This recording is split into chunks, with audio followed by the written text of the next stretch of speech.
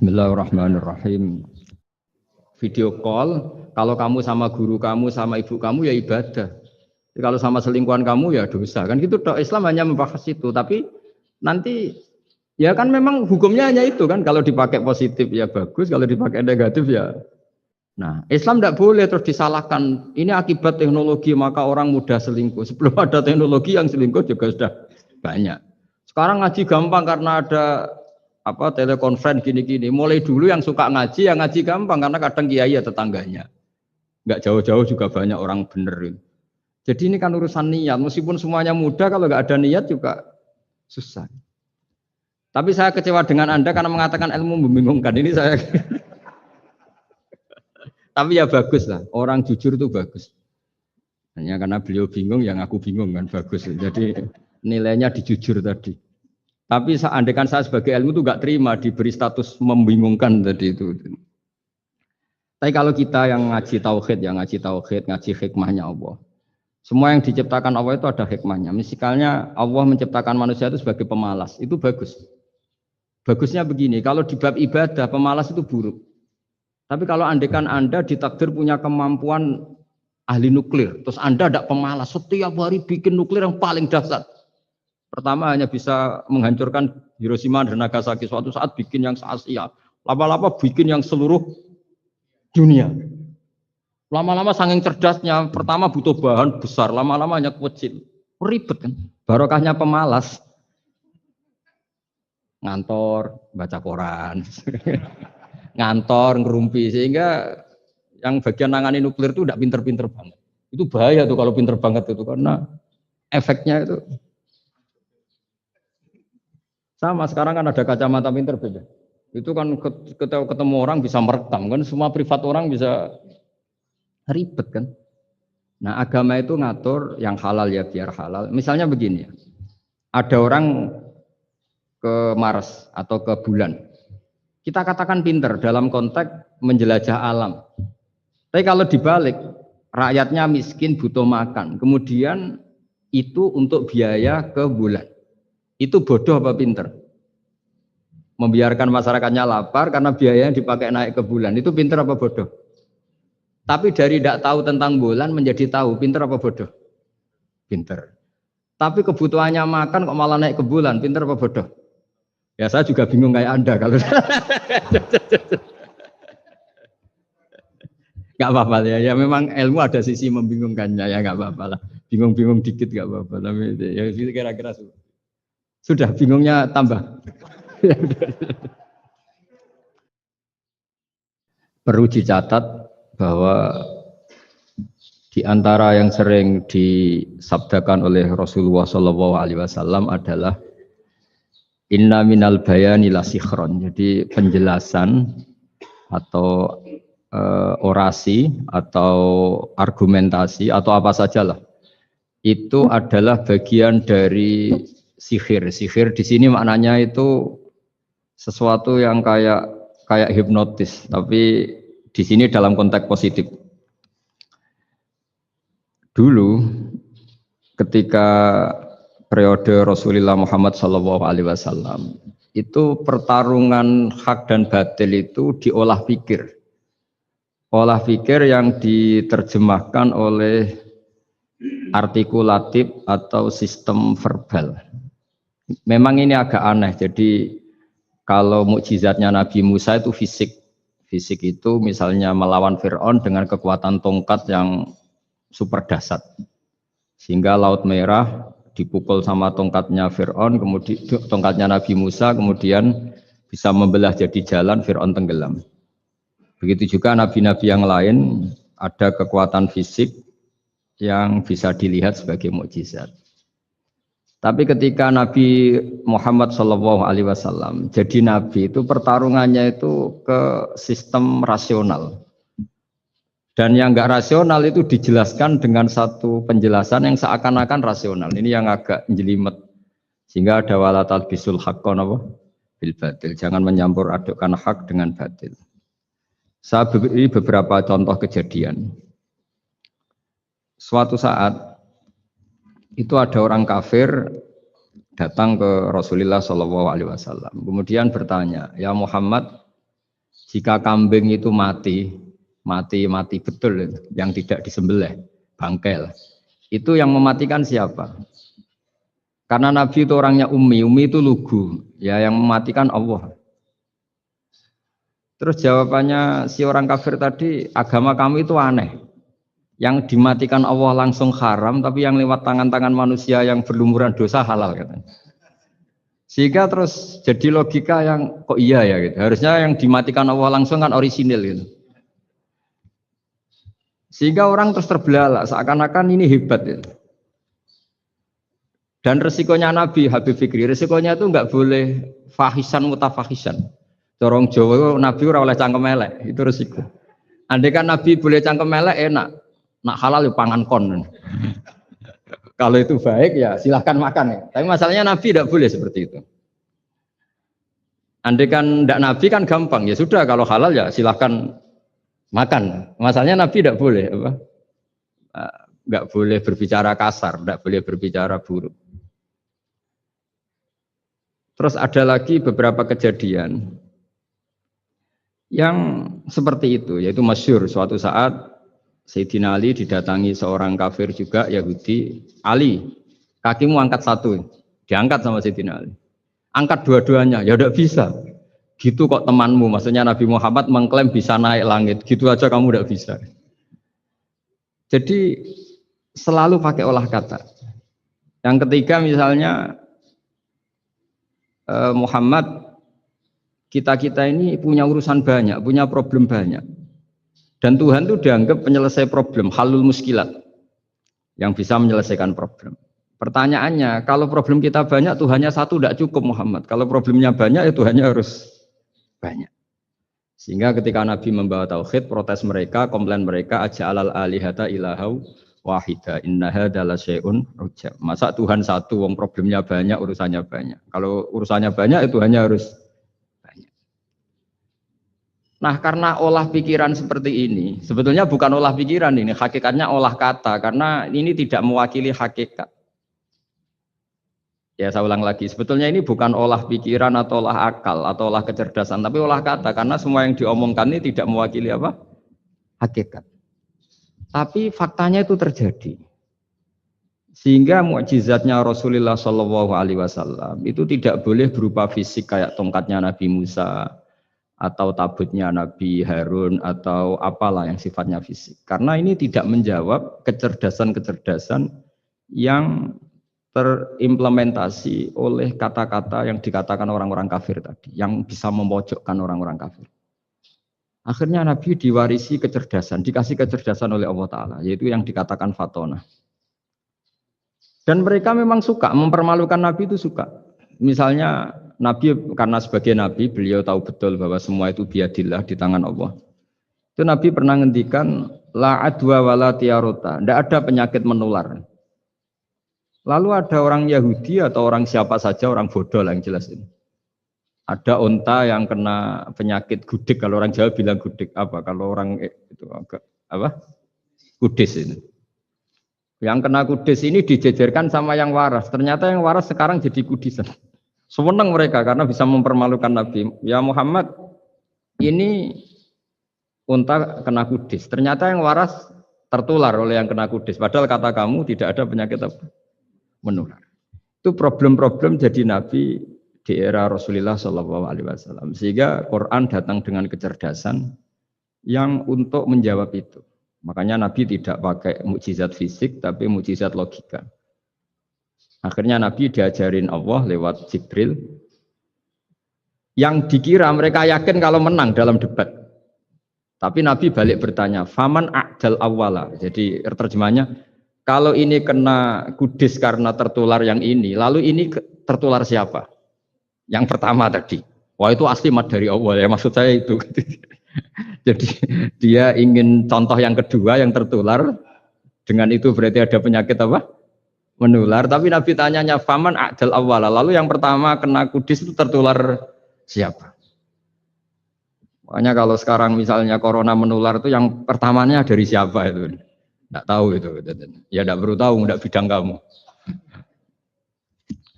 Jadi Ini saya mau cerita. Jadi logika-logika yang dibangun orang kafir itu sebenarnya bukan logika, tapi olah kata. Dan orang kafir itu paling pintar.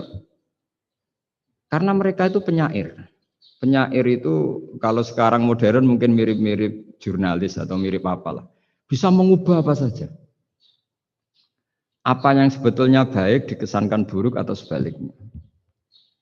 Sehingga ini menyusahkan karena Nabi harus ngendikan hakikat, harus mengatakan sesuatu yang nyata dengan bahasa yang benar. Sementara mereka mengatakan kebatilan dengan penjelasan yang baik. Ini ribet kan? Sehingga dalam banyak percekcokan ya. Itu susah dicari jalan tengah karena sama-sama mirip, kebenaran ini sama-sama mirip. Jadi misalnya yang masyhur dalam satu peristiwa besar, konflik antara Sayyidina Ali dan Sayyidina Muawiyah. Itu konflik yang nggak bisa dihindarkan, gara-gara kalimat, gara-gara kata-kata. Makanya sekeras-kerasnya pedang atau senjata itu masih keras apa? Kata-kata atau polemik lah atau apalah. Karena sekarang itu agak susah membahasakan. Ketika konflik Ali dan Muawiyah, itu ada orang bilang, ya sudah, nahkum bi kitabillah. Sudah sekarang kita kembali ke kitabillah. Itu mereka megang mushaf. Mushaf ini yang saya pegang namanya mushaf. Seakan-akan itu benar karena orang Islam harus kembali kepada kitabullah. Pertanyaannya lalu Ali kata Ali, fadharabal mushafa biyadihi. Sayyidina Ali nepuk mushaf ini keras sekali. Sal hadal mushaf kata Sayyidina Ali. Kalau kita harus kembali ke Quran, coba tanya ini. Mushaf ini ya, mushaf seperti milik saya ini.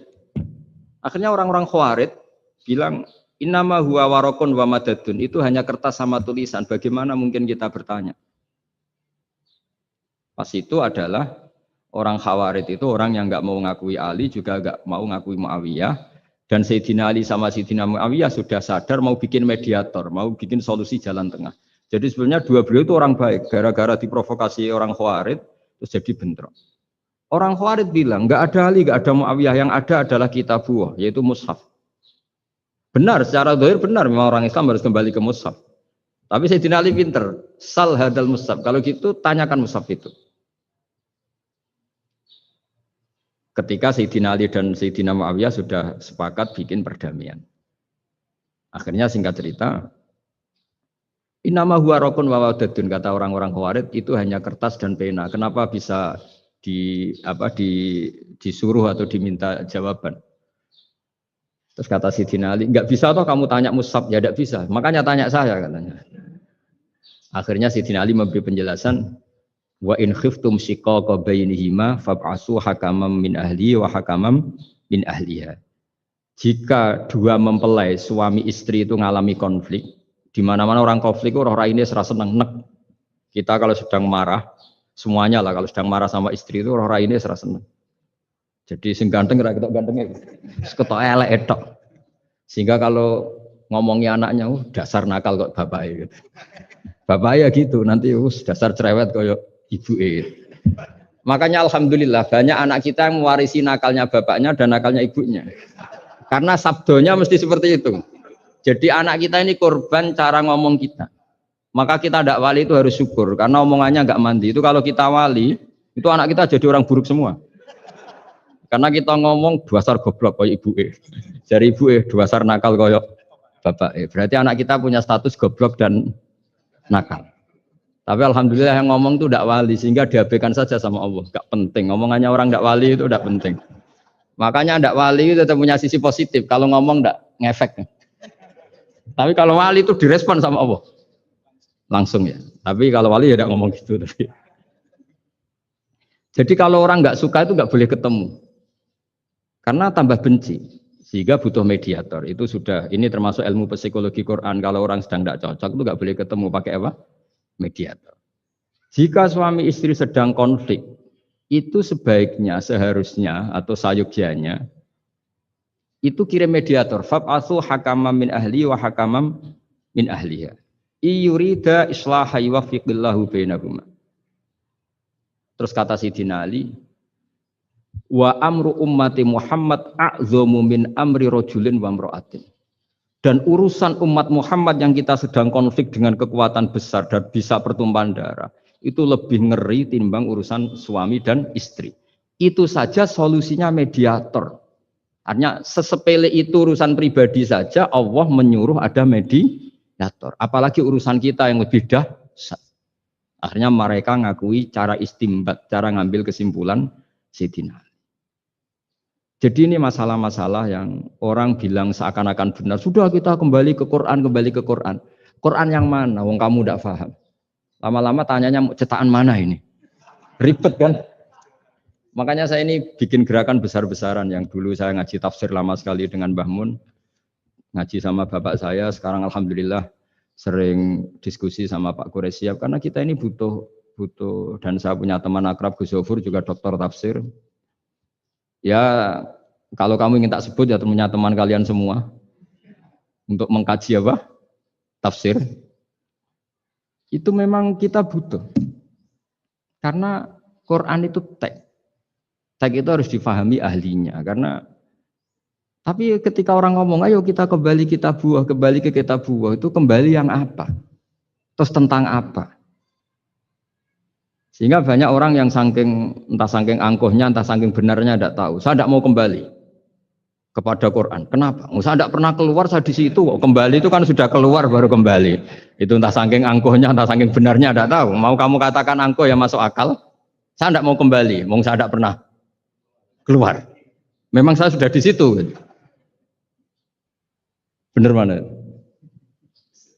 Bisa jadi ya sudah ini itu wilayah yang nggak jelas itu. Tapi bahwa mukjizatnya Nabi itu menerangkan sesuatu yang kayak iya kayak enggak. Karena orang kafir itu pintar mengemas kebatilan sebagai kebenaran. Jadi enak zaman Nabi Musa ngadepi Fir'aun yang karuan salah. Nabi Muhammad itu enggak. Ngadepi satu komunitas yang mereka punya jargon yang seakan-akan benar. Misalnya Ka'bah itu sakral, Baitullah. Orang kafir itu percaya keramatnya Ka'bah, percaya sehingga mereka kalau bikin berhala itu harus dekat Ka'bah, bentuk barokah Ka'bah. Kayak kurang ajar gimana?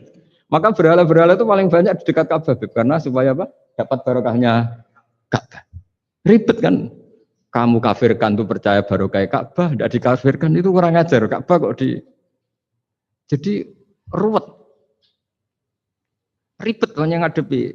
Itu susah memang ngadepi logika. Makanya kan apa ya kayak kita ngerawat anak itu. Mau dilonggar nanti manja terus goblok, mau dikerasin nanti minggat, ribet kan. Jadi ngelola kebenaran itu tidak gampang. Lalu Nabi datang bil haqqil bayyin dengan kebenaran yang nyata. Dimulailah dari surat diantaranya lam yakunil ladzina kafaru min ahlil kitab wal musyrikin munfakina hatta ta'tiyahumul bayina. Bayina itu siapa? Rasulun minallah yatlu suhufam tahara. Orang-orang kafir baik berkategori ahli kitab yaitu Yahudi Nasrani maupun yang berkategori orang-orang musyrikin yaitu orang-orang yang menyekutukan Allah yang non samawi, yang tidak punya kitab samawi. Itu tidak mau tercerabut, munfakin itu tidak mau tercerabut dari akar mereka hatta ta'tiyahumul bayina. Sehingga datang kebenaran yang begitu nyata, begitu jelas. Saking jelasnya, siapapun mau tahu. Dan nggak bisa dibatalkan oleh apapun, termasuk oleh perilaku sosial. Siapa itu? Rasulun minallah yatslu suhufam mutahhara. Itu yaitu Rasulnya Allah yang membaca lampiran-lampiran suci, yaitu Quran. Sehingga Nabi datang dengan analogi pembanding. Orang-orang yang berpikir Tuhan harus banyak karena urusan itu banyak, problem banyak. Lalu Nabi bikin analogi. Andaikan kamu sebagai pembantu yang punya majikan banyak, perintahnya beda-beda. Kamu mau enggak? Ya enggak mau, enggak enak Muhammad kalau punya bos banyak. Perintahnya beda-beda, semuanya egois harus dituruti, enggak mau. Enak mana sama punya majikan satu? Enak satu Muhammad. Ya sudah, Tuhan kamu itu majikan kamu. Kalau banyak-banyak bingung kamu perintahnya banyak nanti. Terus mereka mau, ya sudah Tuhannya satu saja. Jadi karena mereka mau enggak mau harus berpikir kalau Tuhan banyak berarti perintahnya banyak, memuaskan satu Tuhan dibenci Tuhan yang lain, memuaskan yang lain dibenci yang lainnya, pokoknya ribet. Hari ini minta dilayani, Tuhan yang satu minta dilayani, itu kan ribet. Jadi Nabi itu pakai logika yang gampang. Makanya Ketika Allah menjelaskan itu, ngendikan Allah dorobawa masalar rojulan fihi syuraka umutasyagisuna wa rojulan salamal dirojul hal yastawiyani masalah. Alhamdulillah. Allah bikin satu perumpamaan, ada orang yang punya majikan banyak, yang satu punya majikan hanya satu. Hal yastawiyani masalah, nasibnya enak mana? Enak yang punya majikan satu, karena standarnya jelas, SOP-nya jelas. Akhirnya mereka sadar, oke, Muhammad Tuhannya satu saja. Lalu dalam pertanyaan-pertanyaan yang lain, misalnya tadi masalah Sayyidina Ali, masalah dibully lah kalau sekarang itu Nabi menjawab ya dengan rasional. Karena mau tidak mau. Karena Nabi tidak dibolehkan pakai mukjizat zaman itu. Untuk awal-awal jadi Nabi itu nggak boleh pakai mukjizat. Karena mukjizat itu punya sisi yang sangat-sangat fatal, yaitu kalau Allah sudah menurunkan mukjizat, itu sekali nggak diimanin itu harus ada azab. Nabi ingin umatnya itu nggak kena azab. Makanya ketika Allah Taala wa ma mana'ana an nursila bil ayati illa an kadzdzaba bihal awwalun. Cara terjemahan bebasnya gini, Muhammad, saya tidak ngasih mukjizat kamu kayak Nabi Musa, kayak nabi-nabi sebelum kamu yang berupa fisik. Itu problemnya satu, sekali saya menurunkan mukjizat, tren umumnya ini didustakan. Ketika didustakan, saya punya alasan menyiksa, wong sudah tak perlihatkan sebegitu jelas kok tetap didustakan. Maka sekali saya menurunkan mukjizat, kata Allah, wa ma nursilu bil ayati illa takhwifa. Saya memberikan satu ayat itu hanya warning, hanya peringatan bahwa ini akan ada bahaya azab. Sehingga karena pilihannya itu Nabi milih gak ada mukjizat yang seperti nabi-nabi sebelumnya. Milih mukjizat yang ilmiah, yaitu Al-Qur'an yang kita warisi sampai sekarang. Alhamdulillah. Karena kata ulama-ulama, nah ini pentingnya penjelasan. Andaikan mukjizat kita itu hanya tongkat, maka hanya ada di museum. Kita lihat tongkatnya Nabi Musa, mungkin klaimnya ada di Turki. Mukjizat tabut kita lihat lagi di mana lah tempat di museum apa. Tapi kalau mukjizatnya Al-Quran, itu umatnya Nabi akan merasakan nikmatnya ila yaumil kiamat. Misalnya kita dalam bersuami istri atau dalam berkeluarga atau dalam bermasyarakat. Itu Quran kalau nasihati kita gampang sekali. Misalnya wa ashiruhunna bil ma'ruf fa in karihtumuhunna fa asa an takrahu syai'a wa ja'alallahu fi khairan katsira. Sudahlah kalau sama istri itu yang baik. Jika ada watak istri yang kamu enggak suka, dalam ketidaksukaan kamu itu ada kebaikan yang banyak. Kamu enggak suka karena kalau istri kamu sering marah, kamu enggak suka. Sukanya yang senyum. Tapi kalau senyum terus sama orang lain juga senyum, ribet kan kamu. Jadi sudah anggap saja ada hikmahnya. Semua itu ada hikmahnya. Kalau istri kamu marah tidak kelihatan marahnya, dipendam, itu enggak ekspresif. Cara akting sinetron enggak masuk itu. Tapi kalau marah kelihatan marahnya itu ekspresif, itu kecerdasan itu Pak. Bisa menumpahkan keinginan. Wah itu bagus ini. Jadi disuruh lihat sisi apa? Positif. Imam Syafi'i itu pernah ketemu seseorang yang di depan beliau cium tangan hormat. Suatu saat dikasih tahu sama santrinya yang lain, orang yang mencium kamu wahai Imam Syafi'i itu di belakang ngerasani kamu, bully kamu. Kata Imam Syafi'i, baguslah. Kenapa? Berarti saya wibawa, di depan saya tidak berani. Jadi enteng. Beliau dikasih tahu, tetangga kamu banyak yang benci engkau ya Imam Syafi'i. Baguslah, tidak akan utang saya. Justru yang kenal-kenal itu yang utang-utang itu. Jadi enteng terus, jadi dunia ini dianggap gampang saja. Coba kalau istri kamu sedang rukun sama sedang marah itu murah mana? Murah marah, kalau rukun minta ke mall pusing. Jadi ulama dulu itu murah mana? Marah sama rukun. Kalau sedang harmonis, minta kemana? Mahal kan? Kalau pas marah. Jadi ulama dulu itu lucu, apa ya? Gampang sekali nanggapin sesuatu itu. Imam Abu Hanifah itu kalau ketemu yang utang beliau itu dia yang sembunyi karena malu. Kalau kita kan enggak yang sembunyi yang utang. Kalau Abu Hanifah enggak. Yang sembunyi itu Abu Hanifah. Kasihan dia malu kalau ketemu saya kan masih punya utang saya. Kalau kamu ingin jadi wali itu gitu, kalau ketemu yang utang kamu yang lari. Itu bisa bank tutup karena yang lari yang ngutangin. Dalam cerita-cerita wali itu unik-unik. Rabi'ah Adawiyah itu pernah kemalingan, itu beliau sembunyi. Malingnya nyari apa, dia sembunyi. Habis itu ditanya, kenapa engkau sembunyi? Sama lu sama malingnya, karena rumah saya nggak ada yang bisa dimaling, karena enggak punya apa-apa. Jadi ini kalau berpikir rasional kan ada Habib Fikri bahasa rasional. Ini tak latih berpikir yang agak rasional. Nah, Nabi itu diutus dalam kondisi masyarakat yang rasional. Sehingga repot. Dan yang tidak rasional itu punya kecakapan olah kata sehingga seakan-akan rasional. Makanya ada kalimat terkenal di kalangan ulama, kalimatu haqqin urida bihal batil. Omongannya benar, tapi maksudnya tidak benar. Kayak tadi, la hukma illa lillah. Tidak ada hukum kecuali yang ada di Quran. Tidak ada hukum kecuali yang diturunkan Allah. Pertanyaannya, apa itu? Ya Quran. Lah iya apa? Karena kata Sidina Ali, ya sudah, sal hadal mushaf. Tanya mushaf kamu. Wah ya tidak bisa, itu kan hanya kertas sama tulisan. Makanya tanya ulama, kata Sidina Ali. Nah Quran itu balwa ayatum bayinatun fi suduril ladzina utul ilm. Quran itu begitu jelas sebagai solusi, tapi di hatinya orang yang punya ilmu. Sehingga kemudian lahir beberapa generasi tauhid. Yang paling masyhur dimulai tauhid itu yang masyhur ya, yaitu adalah ketika ada orang namanya Muhammad bin Jubair bin Mut'im. Itu bapaknya Muhammad ini namanya Jubair bin Mut'im. Itu dia orang kafir, masih kafir. Dia datang ke Madinah itu untuk negosiasi tawanan perang Badar. Dulu beberapa orang yang negosiasi sama Nabi itu ya nunggu di masjid.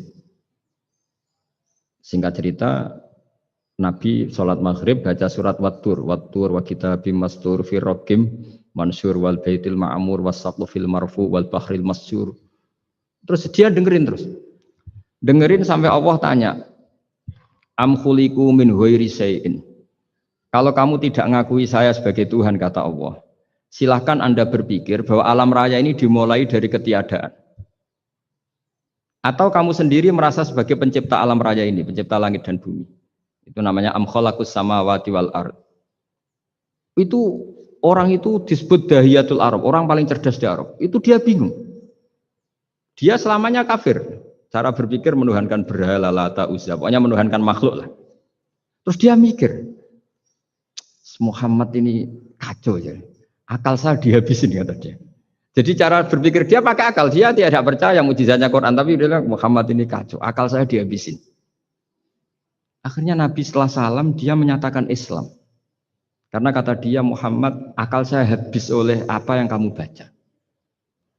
Nah ini saya mau menerangkan tauhid sebagai inspirasi. Yaitu logikanya gini, langit bumi ini kan wujud itu punya eksistensi. Kalau langit bumi ini wujud, alam raya ini nyata, lalu kamu mengatakan sebelum alam raya ini ketiadaan, berarti ada satu kesimpulan ketiadaan menciptakan yang ada. Itu malah gendeng bareng.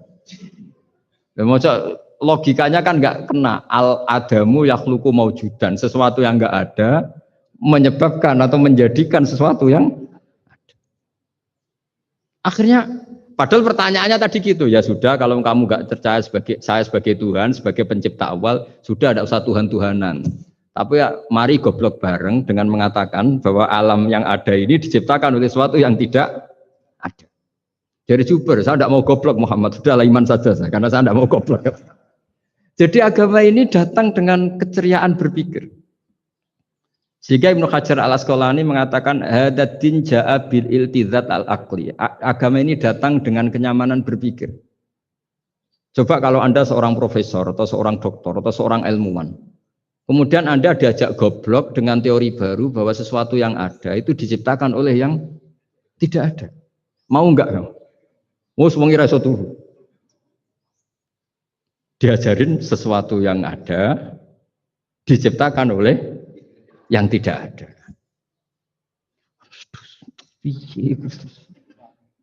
Gak keren lah. Gak boleh ya, sudah. Jadi tauhid itu. Nah, kemudian lahir ulama-ulama baru yang cara ngarang sama. Ini kitab yang dulu saya ngaji sama Syekhina Kiai Maimun Zubair Mbah Mun. Itu kemudian ulama-ulama baru, kata Yai Mbah Mun itu juga bapak saya sering pesen, orang itu harus tahu zaman. Menerangkan tauhid itu kalau lama dulu itu dimulai dari kalimat yang mungkin yang ngaji saja bingung. Al alam mutaghayyir wa kullu mutaghayyir hadis la budda mim muhdits. Itu sampean dengar mesti anggap jimat itu apa itu? Itu doa apa gitu. Doa jalbu rizki apa gitu. Padahal itu logika. Tapi terus ulama-ulama modern itu ngarang seperti ini ada gambar. Ini kitab yang saya dulu ngaji sama Abang, itu digambar seperti ini. Maksudnya digambar seperti ini gini, penjelasannya gampang. Sampean kalau gambar seruat apapun, misalnya gambar gedung tingkat 5 atau gambar gunung atau gambar apa saja. Mbok seruat apapun gambar itu dimulai dari satu titik. Tadi hadhil awalim kulluha, bahwa alam semua ini dimulai dari nuqtatil wujud, ada titik wujud. Dan karena ini wujud penyebab harus bersifat awal. Makanya Allah itu selain wujud harus bersifat al-awwal, kalau bahasa pondok al-qadim. Karena tidak mungkin yang menciptakan kemudian kalah dulu dengan yang diciptakan. Begitu juga Imam Al-Amudi. Imam Al-Amudi itu jadi wali itu karena dia ahli matematika. Sampai muridnya itu eskal. Ini guru saya masuk surga enggak? Kalau ngajar itu senangnya ngajar matematika. Beliau ahli usul fikih, tapi senangnya ngajar matematika. Sampai muridnya sanksi, ini masuk surga enggak ya? Walhasil dalam cerita keramat beliau, sama ndak usah tuh saya ndak percaya. Kamu ndak wali, kok ndak percaya gimana? Ribet sekarang gitu. Orang kalau nggak nekuni sesuatu terus nggak percaya, ribet kan? Itu beliau masuk surga itu dijamin dapat surga itu karena ngajar matematika. Tapi di hati beliau hanya satu. Matematika adalah satu ilmu yang dimulai dari angka 1. 0, itu tetap dimulai dari 1, nggak bisa. Akhirnya beliau cerita, angka 2 atau 3, nisbatul wahid wal isnaini ila mi'ah wa ila ma la nihayatallah, semuanya sama, nisbatul far'i ilal asli, kata beliau. Mbok angka 2, 3, 1000 sampai 1 miliar, itu perbandingannya dengan angka 1 apa hubungannya? Al-far'i ma'al asli, yaitu angka 2, 3 adalah cabang dari angka 1. Jadi alam raya sebanyak apapun, ada galaksi, ada Mars, ada apa saja, tetap dimulai dari wujud yang 1, yaitu wujudnya Allah Subhanahu wa Ta'ala. Jadi beliau menjadikan matematika sebagai alat perangkat untuk tahu tauhid, bahwa alam raya ini dimulai dari al-wujudul wahid, wujud yang 1. Makanya kul huwallahu ahad, Allahus somad, lam yalid walam yulad, dan seterusnya. Nah, makanya ketika orang menyoal hukum adat yang menipu kita, adat itu sunnatullah yang kita lihat. Itu Quran mesti mengembalikan wahwaladzi yabda'ul khalqa tsumma yu'idu wa huwa ahwanu alaih. Sebagian di surat Yasin diterangkan ansha'aha awwala marrah. Ketika kita lama sekali, namanya manusia itu lahir dari seorang bapak dan ibu, ini lama sekali. Yang namanya telur itu lama sekali lahir dari ayam, keluar dari ayam. Yang namanya pohon besar itu mesti dari biji yang kecil. Karena lama itu terjadi, seakan-akan kita ngomong, kita berkeyakinan, tahu-tahu ada pohon besar itu mukhal. Tahu-tahu ada manusia ini mukhal. Makanya ketika ada figur yang bernama Isa bin Maryam, itu orang kafir Yahudi itu menolak. Bagaimana mungkin ada manusia tanpa bapak? Oke, itu menyalahi prosedur lazim, protap lazim. Tapi kata Allah gimana? Inna masalah Isa indawahi kamasali Adam. Kalau Isa mukhal karena tanpa bapak, harusnya Adam lebih mukhal karena tanpa bapak, tanpa ibu. Jadi artinya apa? Allah tetap mengingatkan bahwa kudroh saya yang pertama itu menjadikan semuanya mungkin tanpa perangkat adat. Maka kitab ini yang saya baca ini, milik Sayyid Husain Afandi ini, itu menjelaskan bahwa hukum adat itu menipu. Saya ulang lagi, hukum adat itu menipu. Ketika ayam mengeluarkan telur, telur kemudian menjadi ayam lagi. Terus kita berdebat, telur sama ayam dulu mana? Menurut Anda milih mana? Milih apa? Telur. Kalau ini, yang kubu sebelah ini. Ayam apa telur? Telur. Ayam. Ayam lahir dari. Nah, pertanyaannya begini kalau menurut tauhid. Ketika lazim kalau telur itu nanti suatu saat jadi ayam, terus ayam kemudian lazim mengeluarkan telur. Ketika Anda mengatakan mungkin kontribusi Anda terhadap kemungkinan itu apa? Kan sama, Anda tidak ikut menciptakan. Wong tidak ikut menciptakan kok menvonis mungkin dan tidak mungkin. Kamu itu hanya saksi. Makanya pertanyaannya Allah, loh ketika itu kamu anggap mungkin, kontribusi Anda itu apa? Kan hanya melihat. Kamu sendiri tetap tidak mampu bikin telur, Anda juga tidak mampu bikin ayam. Artinya meskipun telur jadi ayam, ayam jadi telur sampai kiamat, tetap ada kontribusi kudrohnya Allah Subhanahu wa Ta'ala. Bukan berarti berdiri sendiri, wong kamu yang bilang mungkin ya nyatanya enggak berkontribusi. Sehingga kalau suatu saat Allah bikin telur dari batu, atau ayam keluar dari batu, bagi Allah itu enggak masalah. Tapi bagi kamu masalah. Bagaimana mungkin hewan keluar dari batu? Ini logikanya gimana? Loh memangnya ketika telur dari ayam itu logika kamu gimana coba? Kamu ikut bikin enggak? Nah ini di sini pentingnya mukjizat. Akhirnya Allah bikin mukjizat, ada satu onta besar keluar dari batu, yaitu mukjizat Nabi So. Kamu memasalahkan, ini gimana onta kok keluar dari batu? Lalu kalau Allah tanya kamu, gimana telur keluar dari ayam? Loh ini biasa Gusti mungkin, memangnya kamu bisa?